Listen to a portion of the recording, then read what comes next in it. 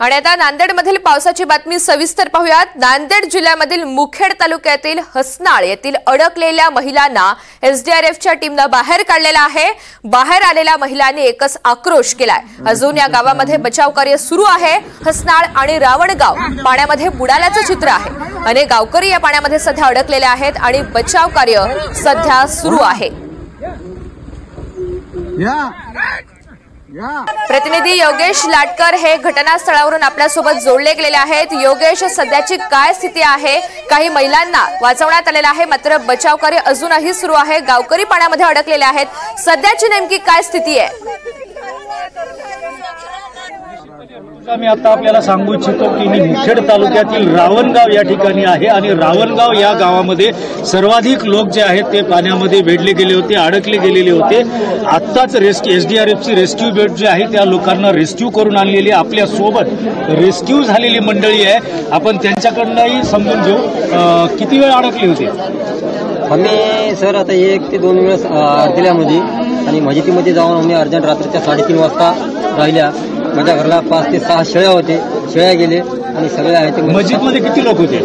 35-40 लोक होते सर। आणि खाण्यापिण्यास काय केलं? खाण्यापिण्याचं काहीच नाही, खाण्याचं नाही, पिण्याचं नाही, खाण्या लहान लेकरं होते। लहान लेकरं ते आता हे आल्यानंतर टीम आल्यानंतर ते बाहेर आले। बाकीचं किती वाजता निरोप मिळाला की तुम्हाला काढलं जाणार आहे बाहेर? काय सूचना मिळाल्या? निरोप सर आम्हाला काही मिळालं नाही। पुन्हा सकाळी दिवस लागल्यानंतरच मिळाले आम्हाला की असं तर येणार आहेत म्हणून। तोपर्यंत आम्ही जाऊन मस्जिदीमध्ये बसल्या। 7-8 वाजता आम्हाला निरोप लागलं। निरोप लागल्यानंतर कोणीही तात्काळ आले नाही। इथं 10, 11, 12, 1, 2 वाजता आले। आम्ही सकाळपासून उपाशी आहे।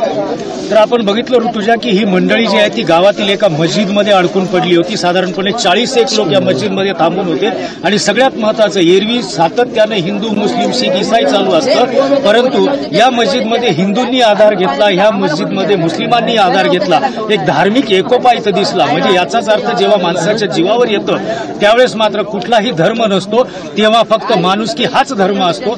आणि एसडीआरएफनं अत्यंत चांगल्या पद्धतीने या लोकांना रेस्क्यू केले, कारण या गावाला चारही बाजूने पाण्यानं वेढा घातलेला आहे।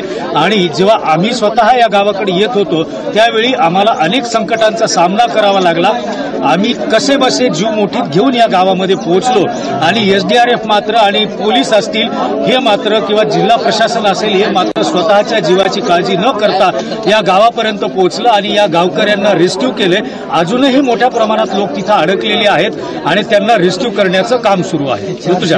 योगेश, सध्या आपण पाहतोय एसडीआरएफची टीम ही कार्यरत आहे, मात्र त्या व्यतिरिक्त कोणती टीम किंवा मदत मागवण्यात आलेली आहे का? कारण सध्या नांदेडमध्ये जोरदार पाऊस आहे, अनेक लोक अडकलेले आहेत। या सगळ्या संदर्भात प्रशासनाची, जिल्हाधिकाऱ्यांची काय माहिती? निश्चितपणे ऋतुजा, एसडीआरएफ इथं तैनात आहे, जिल्हा पोलीस इथं तैनात आहेत, परंतु त्याशिवाय जिल्हा प्रशासनाने इंडियन आर्मीची मदत मागितलेली आहे आणि इंडियन आर्मीचं एक पथक संभाजीनगर इथून निघालेलं आहे। पुढच्या 1 तासामध्ये इंडियन आर्मीचं एक पथक हे रावणगाव, हसनाळ आणि या संपूर्ण 7 गावांमध्ये हे पथक पोहोचणार आहे। त्यानंतर इथं रिहॅबिलिटेशन कॅम्प उभे केले जाणार आहेत, लोकांच्या खाण्यापिण्याची सोय केली जाणार आहे। शिवाय जे लोक पाण्यात वाहून गेलेले आहेत, हसनाळ भागातून 5 लोक वाहून गेलेले आहेत, त्यांचा अजूनही काही शोध लागलेला नाहीये, तर त्यांचा शोध घेतला जाणार आहे। लोकांच्या खाण्याची आणि राहण्याची व्यवस्था केली जात आहे। तर इंडियन आर्मी आल्यानंतर हे जे कार्य आहे ते अधून तीव्रतेने होणार आहे, कारण एसडीआरएफला देखील एक प्रकारच्या मर्यादा आहेत, त्यांना कॅम्प उभारण्याच्या मर्यादा आहेत। तर इंडियन आर्मी मात्र हे सर्व सुविधा घेऊन तिथून निघालेली आहे आणि पुढच्या 1 तासामध्ये इंडियन आर्मीचा एक ग्रुप जो आहे तो या परिसरामध्ये पोहोचेल आणि त्यानंतर हे बचाव कार्य अजून तीव्र गतीने सुरू होईल। ऋतुजा, योगेश, हसनाळ आणि रावणगाव या गावांना प्रामुख्याने फटका बसलेला आहे, त्या व्यतिरिक्त इतर कोणत्या गावांमध्ये पुराचा धोका आपल्याला पाहायला मिळतोय आणि सध्या ज्यांना वाचवण्यात आलेला आहे त्यांची सोय ही कोणत्या ठिकाणी करण्यात आलेली आहे गावात?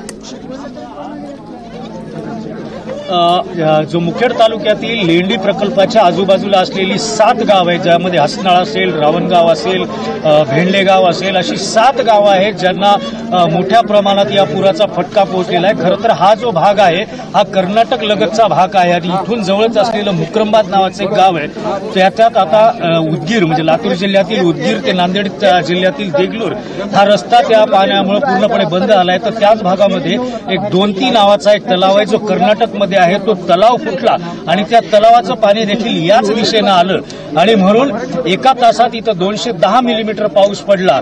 शिवाय 2-3 तलावाचं फुटलेलं पाणी देखील आलं आणि हा जो भाग आहे तो एक समान प्रदेश नाही. आता इथं कुठे डोंगर आहे तर कुठे दरी आहे. तर त्यामुळे जो खालचा भाग आहे या खालच्या भागामध्ये मोठ्या प्रमाणात पाणी आलेलं आहे. लेंडी प्रकल्प जो आहे हे 3.25 टीएमसीची क्षमता असलेलं धरण आहे. तर या 3.25 टीएमसी धरणाची क्षमता असलेल्या धरणाचे 14च्या 14 दरवाजातनं पाण्याचा विसर्ग सुरू आहे. हे सर्व पाणी पुढे तेलंगणामध्ये जातं आणि एकूण झालेला पाऊस 2-3 तलावाचं फुटलेलं पाणी आणि वरून 210 मिलीमीटर पाऊस बरसलेला हे सगळं एकत्र झालं आणि त्यामुळे इथली परिस्थिती पूर्णपणे हाताबाहेर गेली. फक्त एकच गोष्ट इथं आनंददायी म्हणावी लागेल की आज सकाळपासून आतापर्यंत मोठ्या स्वरूपाचा पाऊस इथं झाला नाही.